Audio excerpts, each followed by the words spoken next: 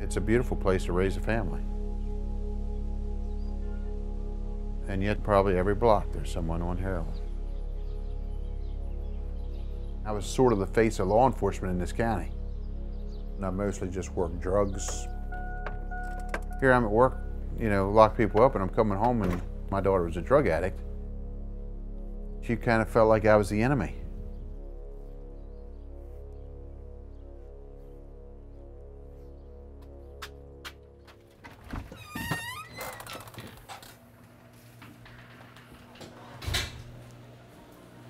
I've been a conservative person my whole life, and I believed in my entire life that arrest and incarceration was the answer to this drug war. Drugs are menacing our society. They're killing our children.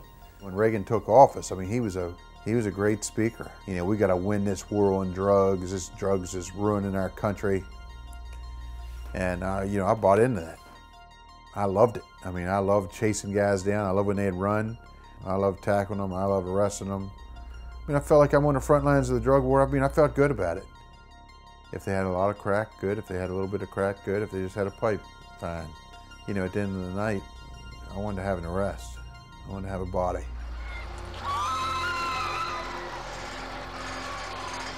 My daughter was very outgoing, and she was funny, and she had jokes. Brooke's childhood, I mean, her and I were exceptionally tight when she was younger. I mean, everywhere I went, I pretty much took Brooke with me, and she wanted to be with me. Usually the life of the party.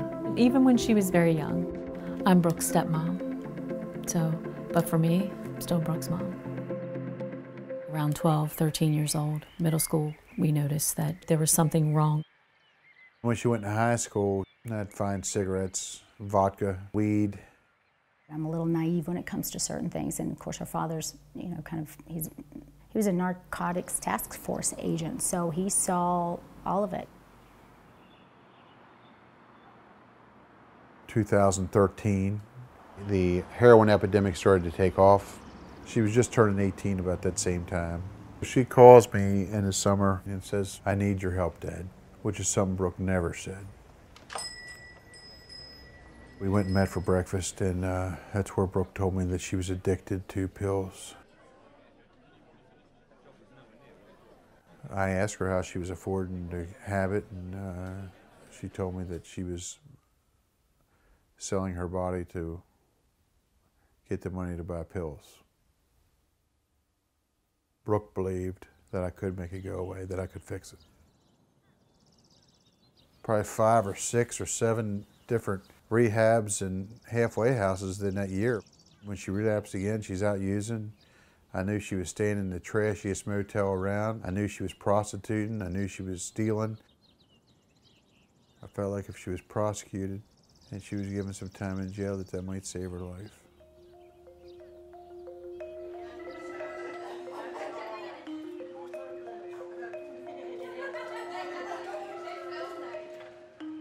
I requested that she be prosecuted for those charges, yes.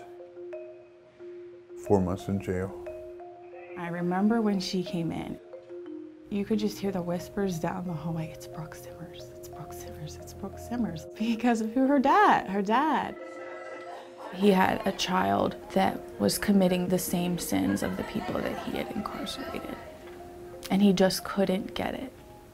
He couldn't get it. And I related very well because I was also struggling with, how do you make family members that do not have an addiction understand we are not doing this because we like it? Who likes this misery? Who wants to do this? First, the injection sites started to erupt. Then the skin would turn black. I almost lost both of my arms.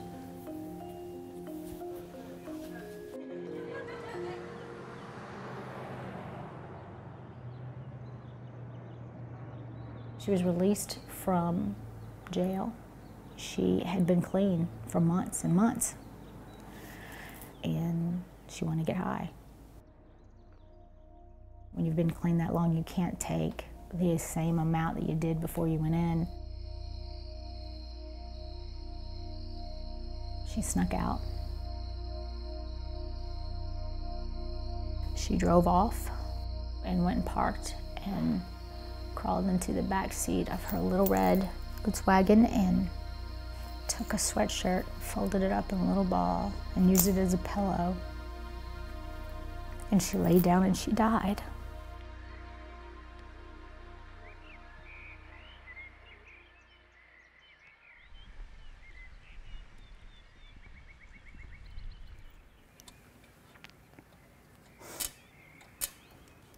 A locket of Brooke's hair that I took.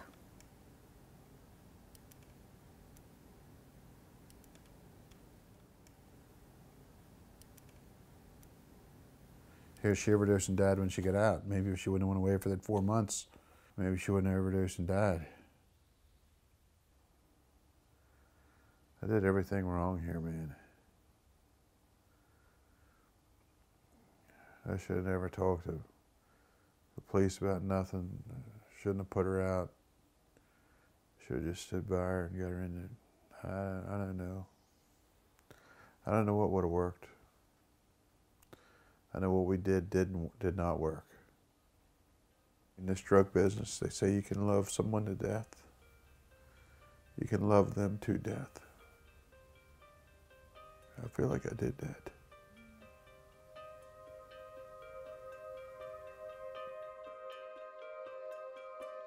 "20 years ago, most people felt that we need to arrest more people.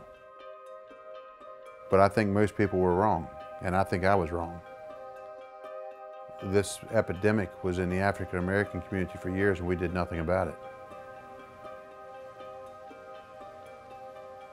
She's a pretty white girl, lives in the suburbs, and I think that that could possibly be why people were calling this, saying, hey, how can we help? What we want to help.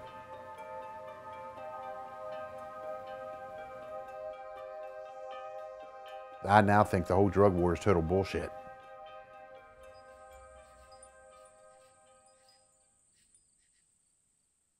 When Brooke was sober, she said, you know, what she'd like to have is she'd like to have a sober living house for women. So shortly after she passed, my wife and I sat down and said, you know, we're going to fulfill her dream. A halfway house.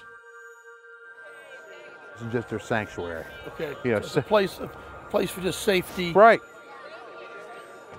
We're going to come out here and have an honest chance at recovery.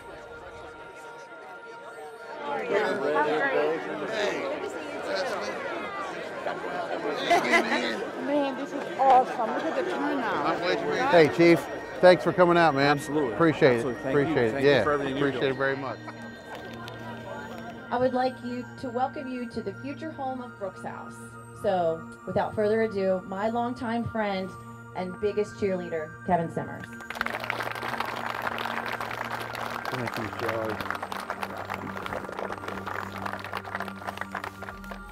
I don't think anybody wants to build a house in memory of their daughter, but this is her dream, and we're going to do our best to fulfill her dream. And we're going to go ahead and take our first groundbreaking here.